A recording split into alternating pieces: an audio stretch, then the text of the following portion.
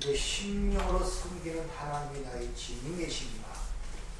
바울 사도는 지금만 예수 하나님을 잘 섬긴 것이 아니라 다메섹 선상에서 예수를 만나기 전에도 하나님 섬김에 특심했던 자입니다. 예수를 만나고 나서부터 하나님의 섬김이 특심한 것이 아니라 이미 그 전부터도 하나님의 섬김이 특심했다는 것입니다.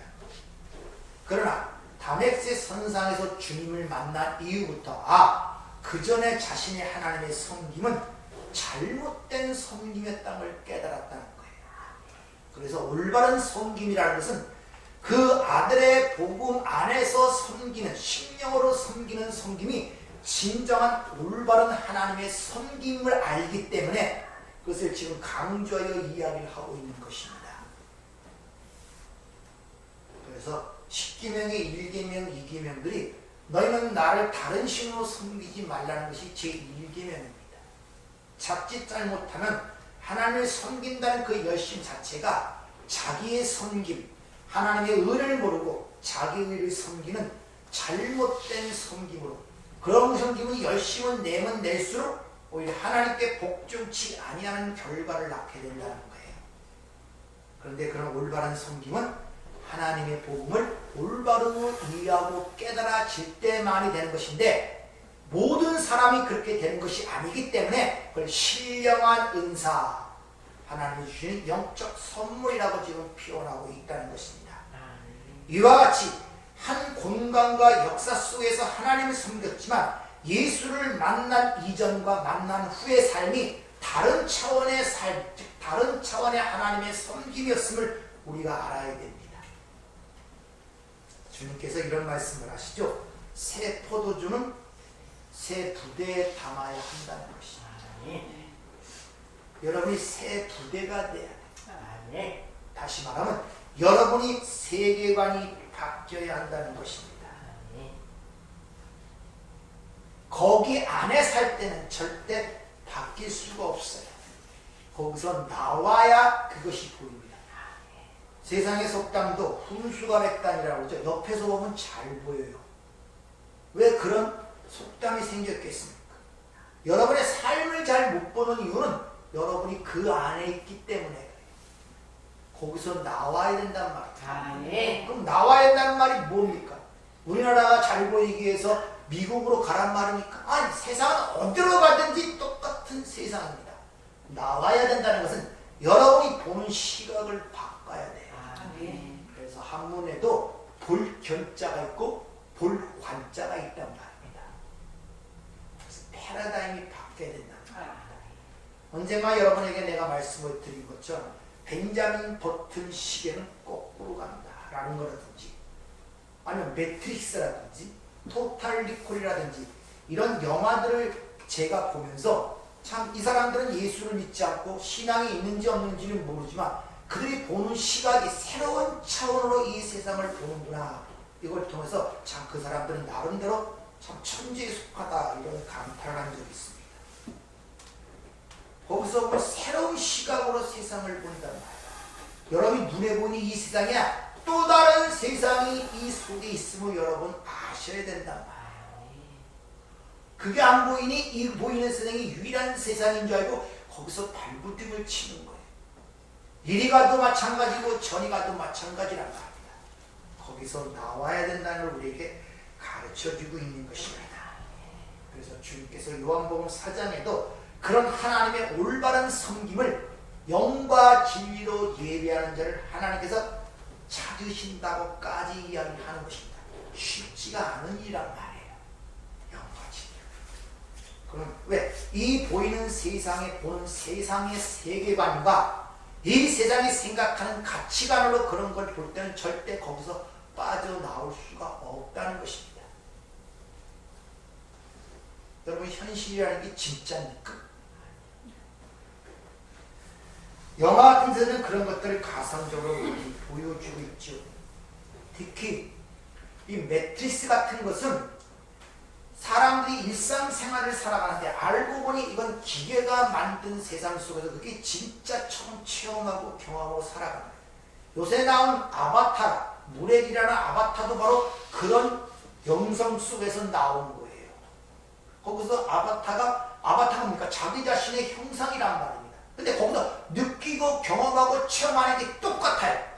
그러니까 실제 자기 현실은 하반신 불세로 어떤 관에 묻어있는 모습으로 그려지잖아요. 이렇게 세상은 가상현실, 증강현실, 또 메타현실이라는 쪽으로 자꾸 나가서 여러분들에게 그걸 제공하며 현실을 제대로 보지 못하게 하고 자꾸 거짓된 것으로 빠지게 한다는 이 세상의 그런 미혹을 볼 줄 아는 문이 열려야 된단 말입니다. 그래서 틀이 변하지 않고는 절대 새 것을 담을 수가 없어요. 동그란 틀에는 우유를 집어넣어도 동그랗고 모래를 집어넣어도 동그랗고 뭘 집어넣어도 동그랗게 나와요. 틀이 변해야 돼요. 아, 네. 그 틀이 변한다는 것이 바로 이 세상을 보는 세계관이 변해야 되고 가치관이 변해야 한다는 것을 우리에게 가르쳐주고 있다는 것입니다. 지난주에 말씀드린 것처럼 이 세상이 지금 일어나는 모든 일은 우연발생적 우발적으로 일어나는 것이 아니라 이미 하나님의 창세전 언약에 의하여 그 계획이 펼쳐지는 게 이 세상입니다. 창세는 이 세상이 생기기 전, 창세 창조되기 전 그 하나님의 계획이 이 보이는 세상으로 펼쳐지는 것이 세상이고 역사란 말입니다. 따라서 우리는 이 보이는 세상에 살면서 그걸 통해 하나님의 언약이 무엇이고 계획이 무엇인가를 알아야 된단 말이에요. 우연적으로 일어나는 것이 없단 말이에요.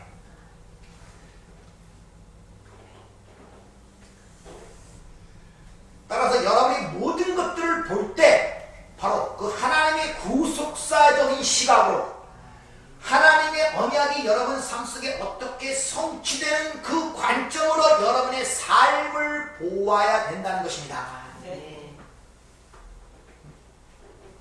그거 위에는 없어요.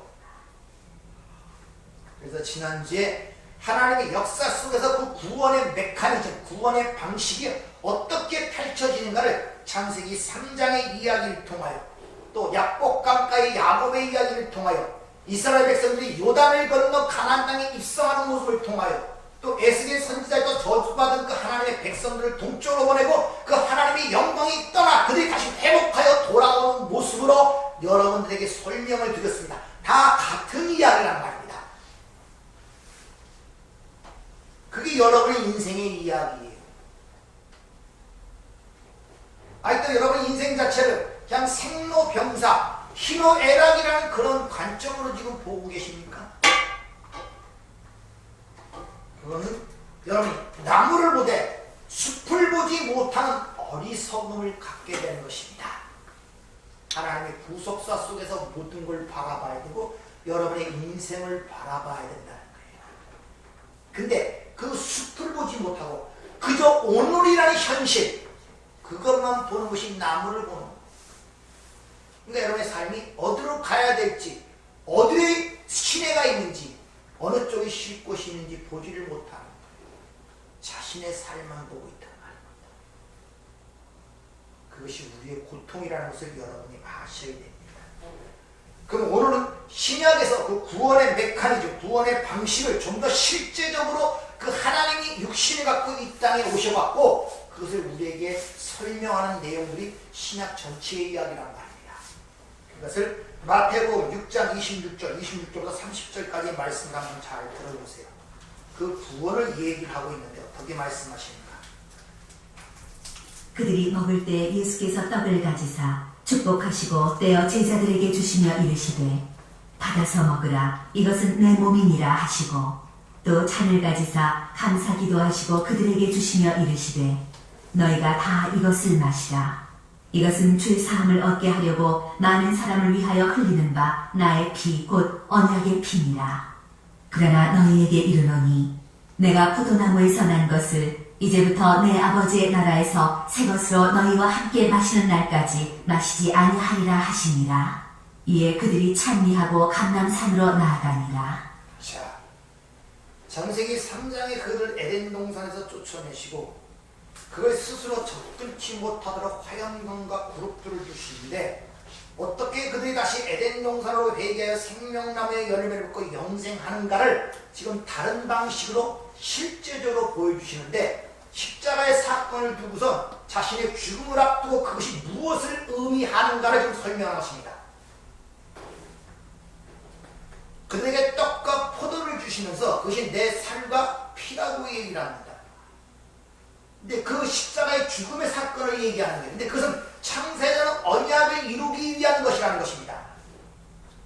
그러니까 하나님의 창세전 계획, 하나님의 백성의 완성이라는 그 계획이 피에 의해서만 이루어진다는 거예요. 피는 생명에 있다 그러죠. 예수의 죽음에 의해서만이 그 언약이 이루어진다는 것입니다. 네. 그리고 요한복음에 보면 이것이 너의 생명이라고 그렇게 얘기하죠. 내 살과 피를 마시는 것이 생명을 가졌다고 그렇게 이야기를 하고 있죠.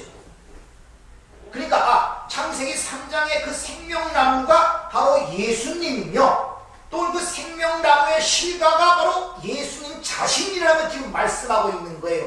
내 살과 피를 먹는 자가 영생을 가졌다고 이야기를 하는 거니까.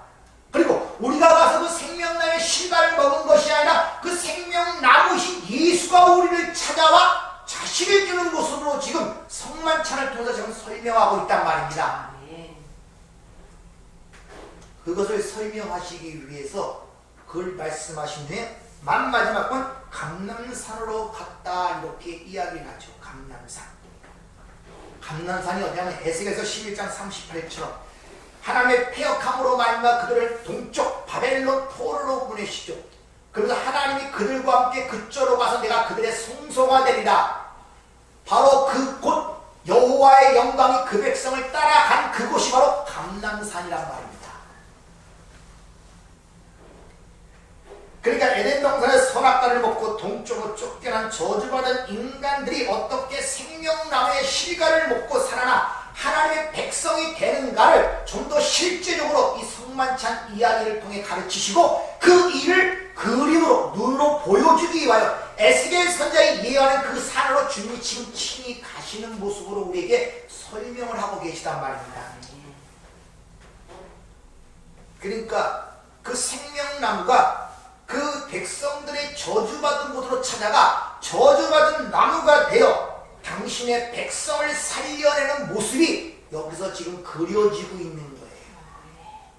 같은 내용, 에스겔 선지자나 야곱의 이야기나 이스라엘 백성들이 요단을 건너 가나안 땅에 입성하는 이야기나 창세기 3장의 에덴을 쫓아내는 그 이야기고 그들을 향하여 가죽옷을 지어 입히는 얘기나 같은 이야기를 하고 있단 말입니다.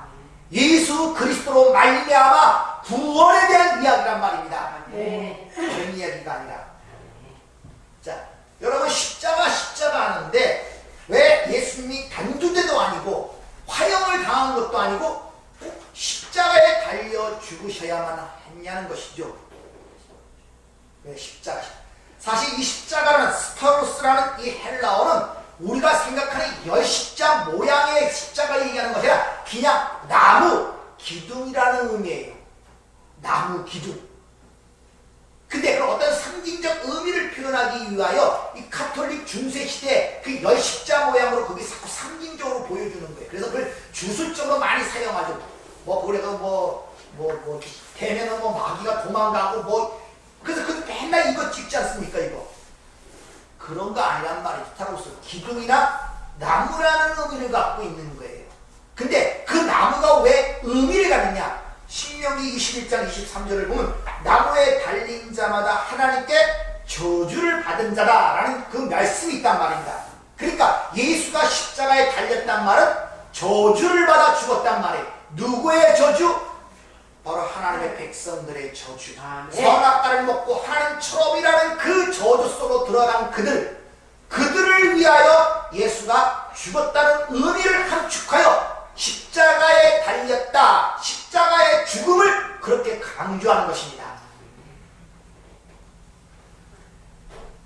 즉 선악과를 따먹은 죄인들의 그 저주를 그 나무에서 해결해야 하셨기 때문에 예수라는 그분이 십자가의 저주의 나무에 달려 죽은 것입니다. 그래서 그 저주의 나무가 그 죽으심으로 말미암아 우리에게 축복의 나무, 생명의 생명의 나무로 우리에게 다가오는 것이에요.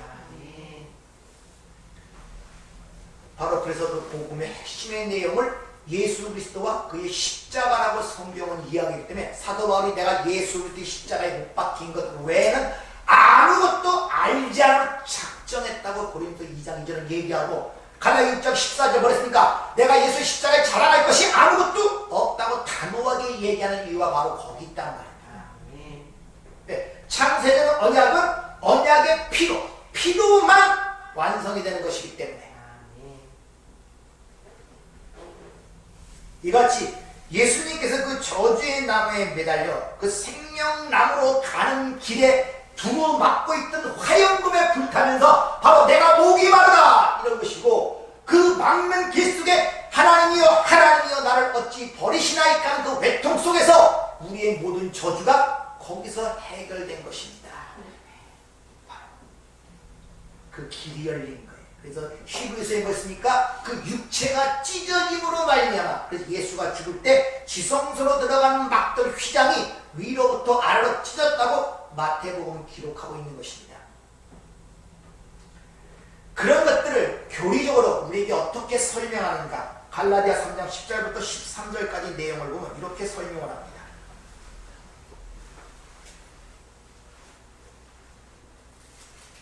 무릇 율법 행위에 속한 자들은 저주 아래에 있나니 기록된 바 누구든지 율법책에 기록된 대로 모든 일을 항상 행하지 아니하는 자는 저주 아래에 있는 자라 하였습니다. 또 하나님 앞에서 아무도 율법으로 말미암아 의롭게 되지 못할 것이 분명하니 이는 의인은 믿음으로 살리라 하였습니다. 율법은 믿음에서 난 것이 아니니 율법을 행하는 자는 그 가운데서 살리라 하였느니라. 그리스도께서 우리를 위하여 저주를 받은 바 되사 율법의 저주에서 우리를 속량하셨으니 기록된 바 나무에 달린 자마다 저주 아래에 있는 자라 하였습니다. 자, 모든 율법은 어디부터 시작되냐? 선악과를 먹지 말라부터 이 율법의 총체적 내용이란 말입니다. 그 창세기 3장의 사건이 또 어디서 발생되냐는 똑같은 현실로 바로 시내산에서 금송아지 사건으로 또 재현이 되는 거예요. 그 율법의 핵심적 목적이 뭐냐? 너희는 하나님께 절대적 순종하는 자가 되어야 된다는 것이 그 율법의 내용을 하고 있단 말입니다. 근데 너희가 그 율법대로 행위에 속하면 저주 아래에 있다는 것은 너희는 그걸 지킬 수 없다는 것이죠. 그럼 어떻게 지켜야? 항상 그 율법을 지켜야 된다는 거예요. 항상. 어느 한 가지만 지키는 것이 아니라 여기서 항상이라는 단어가 매너라는 단어가 쓰이는데 N이라는 전치사, 안이라는 전치사와 매너, 머물다. 항상 그 안에 머물러 있어야 한다는 것입니다. 율법을 지키려면. 그래서 그게 12절에 율법을 행하는 자는 그 가운데서 살리라 이렇게 이야기를 하는 것입니다.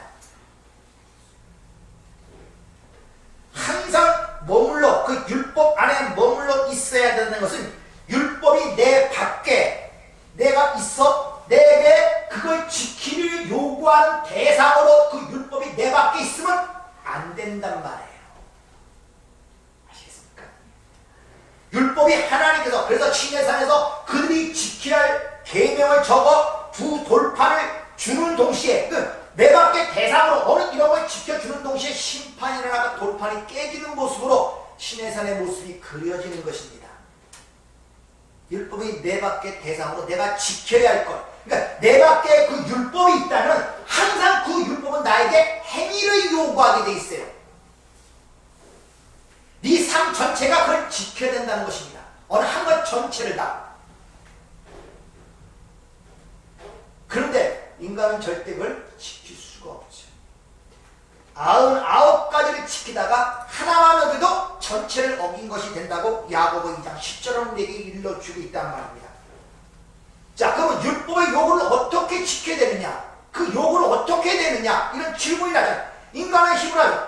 누가 하십니까? 예수! 하나님이 하십니다. 아멘! 그래서 율법이 육신의 연약함으로 할 수 없는 그것을 하나님이 그 아들을 통해 이루신다는 것입니다. 아멘! 하나님이 이걸 우리에게 이루어주신다는 거예요. 아멘! 어떻게? 그 아들을 통하여 바로 그 아들이 예수 그리스도의 십자가의 죽으심으로 말미암아 죄에 대하여 죽고 죄는 율법의 정죄 가운데 드러나는 것이거든요. 부활하심으로 말미암아 그리고 하나님과의 관계를 어떻게 심판이라는 문제를 그분이 직접 우리 안에 성령을 보내서 그리스도의 영이 되게 하심으로 말미암아 율법이 우리 안에 들어와 우리의 심령에 새겨져 버린 것입니다. 그것이 잘 이해하세요. 자, 하나님 나라의 백성이 되려면 조건이 있어요. 아무나 되는 게 아니란 말이에요. 그걸 흔히 율법이라고 해요. 그건 하나님이 요구하시는 수준이란 말입니다. 의란 말입니다. 그렇죠? 근데 피조물이 신인 그 하나님의 그 조건을 충족하여 거기에 자녀가 될 사람은 아무도 없단 말입니다. 피조물은 신의 것을 지킬 수가 없어요. 차원이 다르잖아요. 안 그렇습니까? 그러면 어떻게 되느냐? 어떻게? 여기서 남은 되는 거예요. 남은. 이 하나님 나라에 자기 백성을 놔버리면 여기 조건 지킬 조건이 필요 없단 말이에요. 왜? 거기서 났기 때문에. 이걸 거듭남이라 그럽니다. 이걸 야고보는 진리로 내가 너를 낳았다 하는 것이란 말입니다. 그것이 바로 에레미야 31장이나 에스겔서 33장에 얘기하는 새 언약의 얘기란 말입니다. 그래서 새 영, 새 마음, 새 지식 이런 이야기가 반복되는 거예요. 요한복음 14장에 보면 내가 너희를 위해 거처를 예배하려 한다면서 거기서 주님이 이 문제에 대해서 잘 얘기하시는데 거기 뭐라고 했습니까? 그날에 내가 아버지 안에 너희가 내 안에 내가 너희 안에 있게 될 것이고 그렇게 되면 내 계명을 지키는 자가 된다는 것입니다. 왜? 그 말씀이 내 안에 새겨져 있기 때문에 신약에 나오는 모든 계명을 지킨다는 이 텔레오라는 단어는 우리가 생각하는 인간의 행위를 이용하는 doing의 단어가 아니라 프리저브, 보존하다, 간직하다, keep, 내가 가지고 간직하다 이런 뜻이란 말입니다. 그분이 우리 안에서 하나가 되고 내가 연합이 된다면 바로 내가 그 말씀, 생명을 간직한 자가 된다 이 말이에요. 그것을 계명을 지키는 자가 된다. 그리고 그 상태를 살아가는 자, 아버지의 사랑을 받는 자라고 얘기하고 그런 또 상황을 하나님의 거처가 됐다 이렇게 얘기하는 것입니다.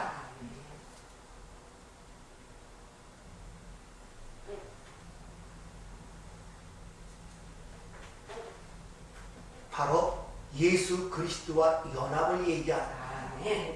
그래서 한몸 사상이 나오는 거예요.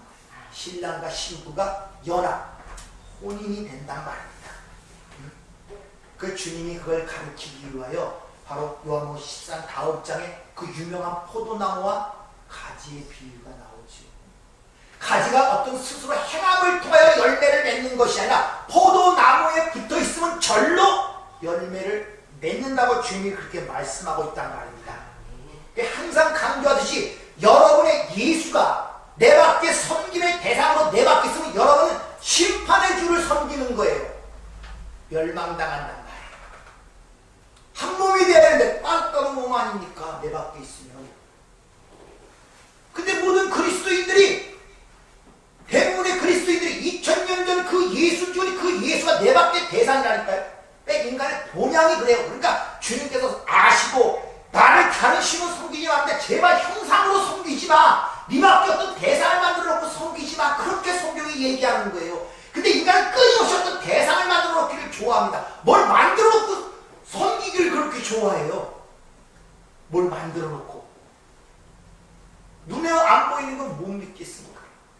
왜? 뭐가 안 변해서? 보는 시각이 안 변하니까 안 보이는 거예요. 패라다니 안 변하니까 안 보이는 거예요. 그릇이 되지 않으니까 새 것이 담기지 않는단 말이에요. 여러분들.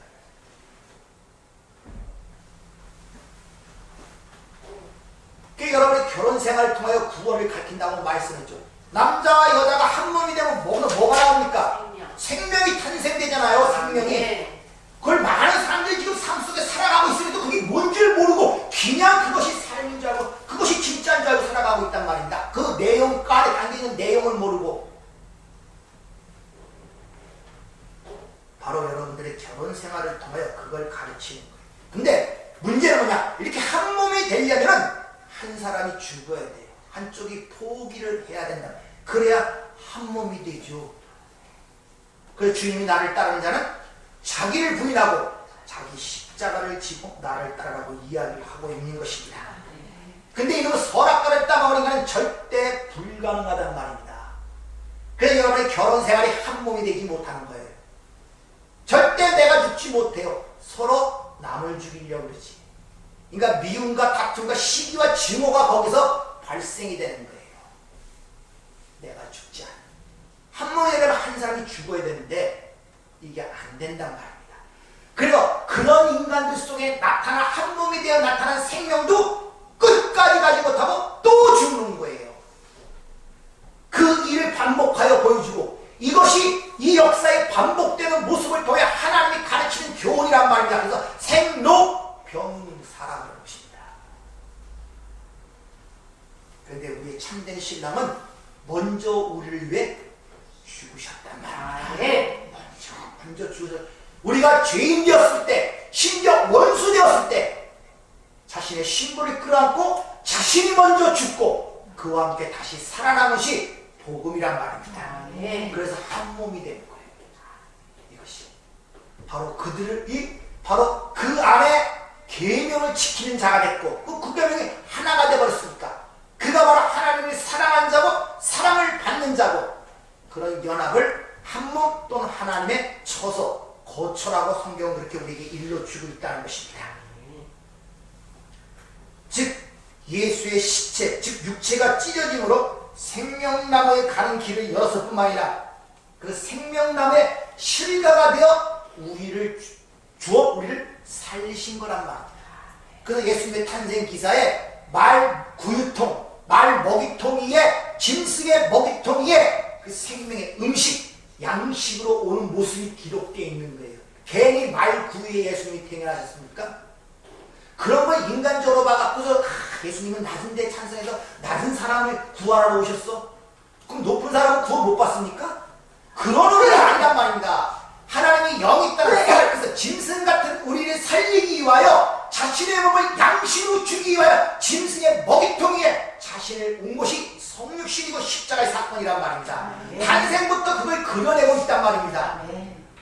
근데 전부 다 그런 것들을 인간적 윤리 도덕적으로 봐서 낮은 데 처하고 뭐 남을 섬기고 이런 쪽으로 전부 다 인간의 행위 쪽으로 해석해버리니 엉뚱한 데로 가게 되는 거예요. 하나님의 백성들은 그러므로 스스로 힘과 지혜로 생명남의 실과를 먹고자 하는 열심과 수고를 하는 이 율법주의와 인본주의를 분명히 갈라서 볼 줄 알아야 돼요. 분별할 줄 알아야 된단 말입니다. 왜? 아니면 사도 바울처럼 다메섹 선생의 영광의 주를 만나기 전처럼 하나님에 대한 열심은 특심한데 잘못된 섬김을 할 수밖에 없기 때문에 그렇다는 것입니다. 그러니까 여러분들이 복음을 올바르게 이해를 하셔야 된다는 것입니다. 따라서 하나님의 구원의 사역에 있어서 인간의 선한 행위나 착한 행위, 인간의 업적과 공로가 조금이라도 거기에 가입이 된다면 그것이 마귀의 유혹이란 말입니다. 그래서 교회를 공격하는 이단 사설 중에 바로 그런 것들이 많죠. 지난주에 말씀드렸죠. 펠라기스주의, 알레닌주의, 보편적 속죄 이런 것들을 주장하면서 인간의 자유의지에 의하여 하나님의 구속이 왔다 갔다 할 수 있다는 거예요. 다시 말하면 하나님의 속죄는 재능을 봐서 여기 싹수가 될 만해갖고 그런 자들을 구원을 내신다는 거예요. 그리고 은혜를 받고 구원을 받더라도 그가 잘못하면 구원에서 떨어진다는 것입니다. 이렇게 인간의 자유의를 지장하는 것들이 기독교 안에 많이 들어온 거예요. 그건 인간의 자존심을 살려준다는 말입니다. 그런 것들은 전부 다 성경적인 것이 아님을 알아야 됩니다. 에베소 2장 8절 확실하게 있습니다. 너희가 은혜로 인하여 믿음으로 말미암아 구원을 받았느니 이것은 너에게 난 것이 아니라 하나님께로부터 난 주신 선물이라는 거예요. 인간의 행위로 된 것이 아니니 이건 아무도 자랑치 못하게 하랍니다. 확실하게 선언하는데 거기 인간의 행위가 어떻게 가입이 될 수 있냐는 것이죠. 따라서 교회는 육신의 연약함으로 말미암아 할 수 없는 것을 하나님이 그 알을 통해서 이룬 그 일에 대하여 설명하고 선포하는 것이 교회의 일이지, 그들이 이 땅에서 어떻게 착하고 선하게 살면 하나님께 귀염받고 복을 받을까를 얘기하는 것이 교회가 아니란 말입니다. 물론 우리 하나님의 은혜를 알면 알수록 우리의 모든 것이 바뀌게 되어 있어요. 행위가 나온단 말입니다. 근데 그 행위도 결국 내 것이 아니라 내 안에 사실 예수가 나오는 거예요. 자랑할 것이 없단 말입니다. 그래서 가지는 포도나무에 붙어있으면 절로 열매를 맺는 것이지 가지 스스로 내가 애를 쓰고 힘을 써서 맺어지는 것이 아니란 말입니다. 이렇게 포도나무에 붙어있는 가지에 맺는 열매는 어떤 열매입니까? 예수. 포도열매. 사과나무에 붙어있으면 여러분이 나타나는 열매를 보면은 여러분이 어떤 열이 어디에 어느 나무에 붙어있는가가 알 수 있는 거예요. 선악과 나무에 붙어있는가? 포도나무, 예수라는 나무에 붙어있는가? 왜? 그렇게 열매를 삶 속에 나타나는 열매를 성령의 9가지 열매를 잘 기억하세요. 평강이 없습니까? 자유가 없습니까? 기쁨이 없습니까? 항상 염려와 근심이 그럽니까? 두려움과 불안, 미움, 시기, 질투가 됩니까? 어디에 붙어 있습니까? 세상에 붙어 있기 때문에 그래요. 검증을 해봐야 되지 않습니까? 왜? 포도나무에 붙어 있으면 그 가지에 맺히는 열매는 포도 열매예요. 다른 열매가 아니라.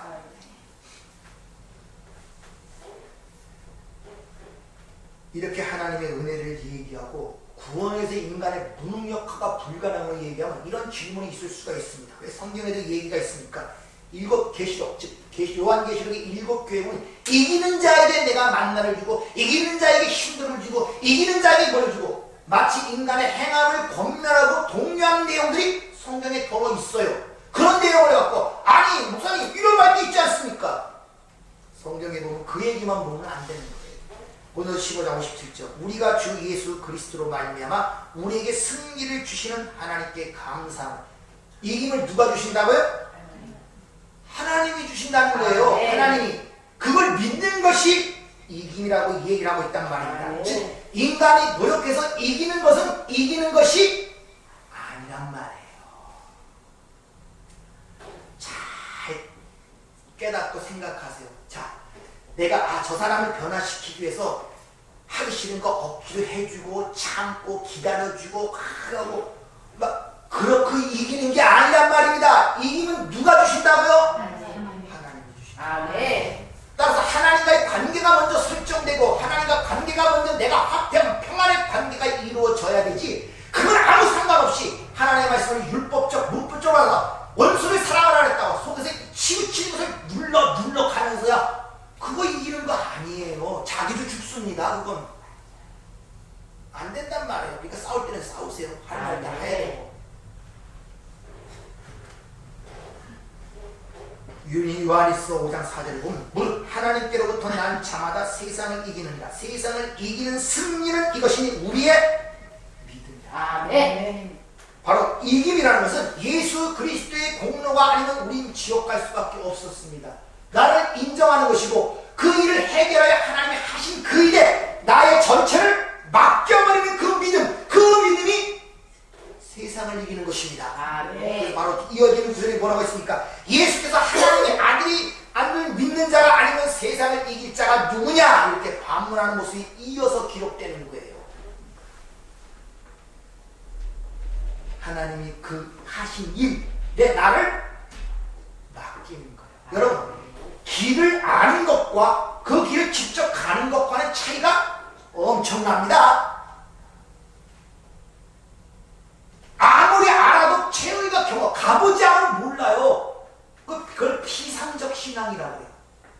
피상적 은혜. 그래서 교회도 헌신하고 뭐 하는 사람들이 은혜 받지 하러 왔다 다 없어요. 그런 사람들 은혜 없습니다. 내가 아는 지식, 내가 아는 몇 가지 지식과 그 길을 진짜 가는 것과는 하늘과 땅 차이라는 것을 여러분이 잘 기억하시길 바랍니다. 그러므로 인간의 열심이나 노력이나 어떤 업적이나 공로를 쌓아서 무엇을 성취해내는 것으로 이기는 것이 아님을 아셔야 돼요. 성경은 그렇게 얘기를 하고 있는데 교회에서는 계속 인간의 어떤 성취를 자꾸 드러내려고 한단 말입니다. 수고와 업적을 드러내려고 한단 말입니다. 근데 그것이 귀에 듣기는 굉장히 좋단 말입니다. 아니란 말이에요. 복음을 믿는 것이 이기는 것입니다. 네. 그래서 복음을 하나님의 능력이라고 이 뒤에 보면 로마서 1장 16절, 곧 이제 18장에 하나님의 능력이라고 확실하게 얘기하는 이유가 바로 거기 있다는 것입니다. 이렇게 오늘날 기독교의 문제는 뭐냐? 바로 교회가 하나님의 은혜의 복음에 대해서는 관심이 없다는 것이죠.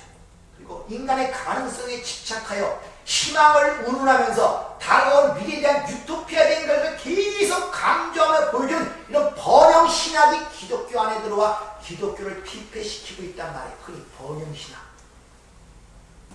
이 세상에서 지상 천국을 이루고 이 세상에서 천국을 누리며 살고 있지 않거든. 이 번영신학은 우리나라의 목사님 몇 분을 얘기하면 여러분 다 아시고, 대형교회 목사님이니까 다 그런 번영신학. 특히 미국에 보면 목적을 이끄는 사람은 닉 웨인 목사, 그리고 긍정의 힘이라는 저자 조엘 오스틴 목사, 수정교회 유명한 수정교회 목사 노버트 슐러 목사, 성령님이 오셔서 우리나라까지 와갖고 부흥까지는 벤힌 목사, 전부 다 이 대형교회 목사. 이 사람들이 번영신학의 대표적 주자들입니다. 다 다형교회들이에요. 왜? 인간의 그 좋아하는 부분을 잘 건드려주거든요. 진짜 이 세상의 미래가 희망이 있습니까? 없습니다. 하나님의 시나리오의 우연이 이미 창조시부터 장망성으로 창조됐다고 성경은 이미 얘기하고 있습니다, 여러분들. 이 세상을 만든 창조자에게 이미 멸망으로 계획이 되어 있는데 무슨 이 땅이 미래가 있고 무슨 어떻게 그런 말들이 나오는지 도무지 이해가 안 간다니까요. 이사야 46장 10절을 보면 이런 말씀이 있습니다. 내가 시초부터 종말을 알리며 아직 이루지 아니한 일을 옛적부터 보이게 이르기를 나의 뜻이 설 것이며 나의 모든 기뻐하는 것을 이루리라. 이미 하나님 천지를 창조하면서 종말이 결정되어 있단 말입니다. 아시겠습니까? 이렇게 저주받은 이 세상에 대한 하나님의 진단서를 딱 성경 기록하는데 그게 바로 로마서 1장 18절부터 32절까지의 말씀이에요. 어떻게 시작합니까? 하나님의 진노가 이렇게 시작된 진단서가 있단 말입니다. 세상을 보는 시각을 열고 싶으니까 한번 그거 읽어보세요. 하나님 어떻게 세상을 판단하고 진단을 하고 있는가. 여러분의 생각으로 세상을 보지 마시고 그런 가운데 하나님의 은혜로 믿음을 받아 그 멸망 속에서 빠져나온 백성들이 있다는 거예요. 그들을 남은 자라고 구약에서는 그렇게 얘기를 하죠. 즉 인간적 육적 성김이 아니라 그 아들의 복음 안에서 신령으로 영과 진리로 하나님이 예배하는 당신의 백성들을 구별해 두셨다는 것입니다. 그러니까 당연히 세상과 이들은 등을 지게 돼 있어요. 그래서 666표를 받지 아니한 자들은 매매도 하지 못한다고 계시록 13장에서 그렇게 이야기를 하고 있단 말입니다. 그렇게 하나님의 은혜로 이 세상에서 건짐을 받고 따로 구별된 그 백성들이 왜 문제가 생기냐? 바로 그들이 그 삶 속에서 그대로 왜 예전 사람이 죽어야만 했는가는 동쪽으로 따른 저주바다의 삶을 실제적으로 체유를 해야 된다는 거예요. 여기서 신앙의 아이라 즉 역설이 나타납니다. 그래서 고린도서 15장 46절 그러나 먼저는 신령한 사람이 아니요 프니마티코스 육의 사람이니 푸시키코스 그 다음이 신령한 자이라. 먼저 뭐를 맛봐야 된다? 죽음을 맛봐야 된다. 그래서 죽은 자 가운데서 부활이라는 말이 성경에 일괄적으로 나오는 이유가 바로 거기 있단 말입니다. 우리가 전에 배운 것처럼 하나님의 백성들은 예수의 포로로서 말림에 포로로 끌려가면서 그 이 세상을 승리하신 당군이신 그 예수의 영광을 드러내기 위한 삶이 예수의 포로의 삶이라고 얘기했죠. 내가 영광을 받는 것이 아니라 그분의 영광을 위해서 내가 그 밑에 포로로 잡혀가는 삶을 살게 된단 말입니다, 여러분들. 그래서 자유의지를 주장하는 자들이 잘못된 것입니다. 자유를 만든다는 것은 자기가 주체가 돼야 자기가 자유를 누리는 건데 성경은 인간의 주체자로 만든 적이 없어요. 하나님의 영광을 드러내기 위한 객체로 만들었단 말입니다. 근데 교만한 인간들이 자꾸 자유의지 이렇게 떠드는 이유가 뭐냐? 바로 그 이유란 말입니다. 자신이 하나님의 영광을 위해 만들어진 도구라는 것을 모르는 거예요.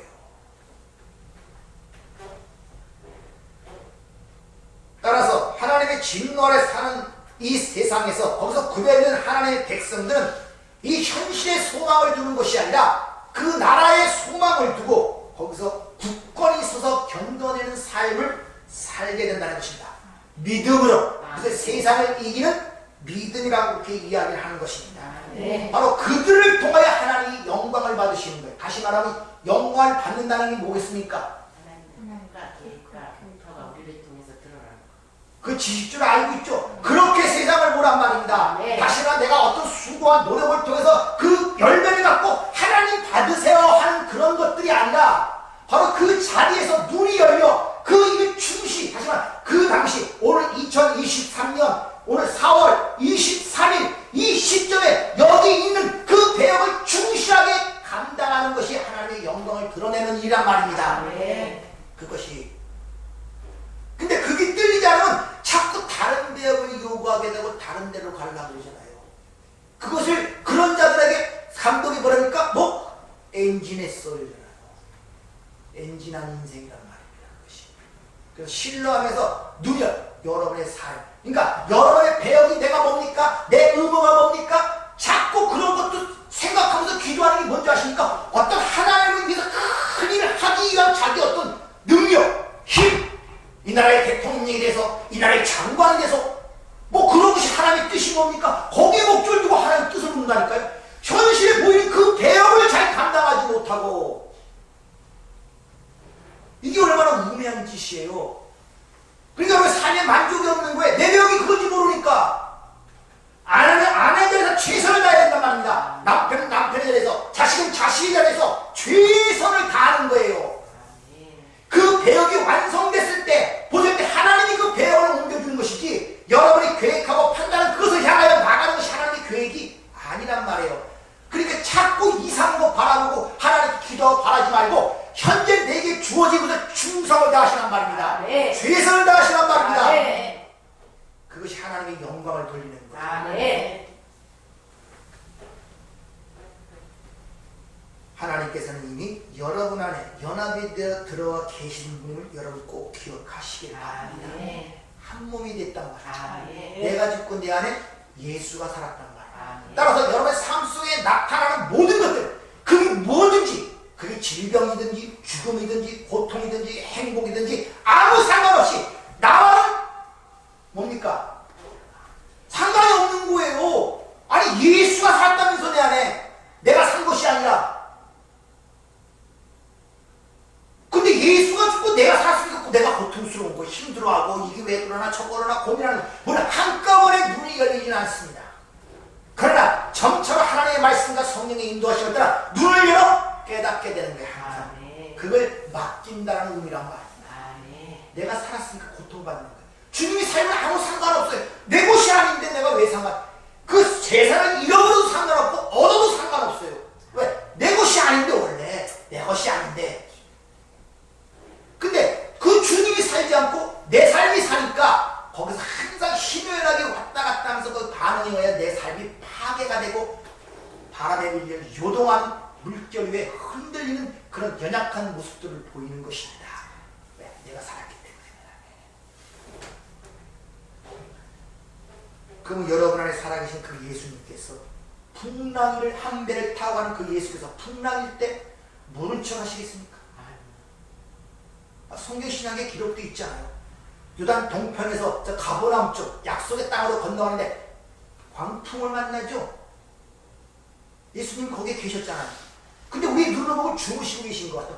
내 상황에 아무런 관심이 없는 것 같아. 내버려 두는 것 같아.